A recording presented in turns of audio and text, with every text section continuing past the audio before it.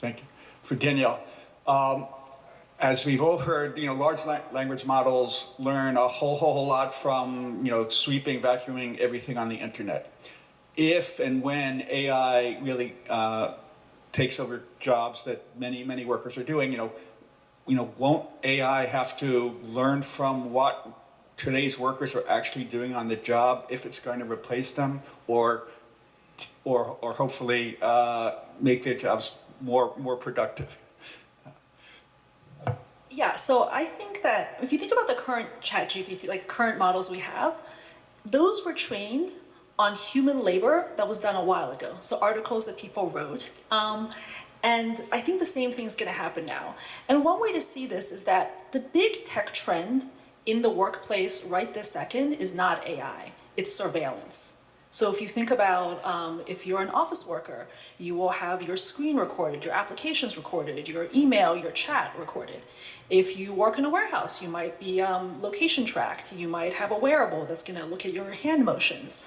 And a lot of that is about monitoring or safety or compliance or whatever. But a big byproduct of that is that it's a tremendous amount of data about how exactly people do their jobs. That's exactly the kind of data that can be used to train AI models to do those same jobs. And I think that that's actually extremely important to keep in mind. So if you think about one of the big successes of AI models, it's customer service. And the way those models got trained is that all these customer service agents were recorded for quality assurance. And those records were used to train AI chat assistants. And so I did some research on this, and one of the things is that it's actually quite good for productivity. And basically what happens is that the AI models learn from the skills and behavior of the top customer service associates.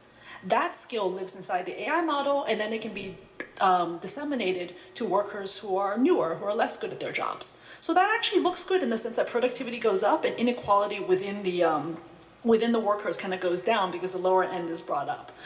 But it's also complicated in the sense that the high-skill workers whose data was used to train the AI model, they didn't get paid for that. And in fact, they made themselves a little bit more obsolete in training the model.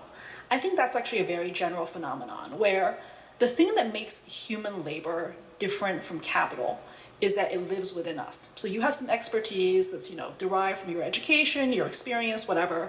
It's really hard to share. It's really hard to explain. It's tacit knowledge.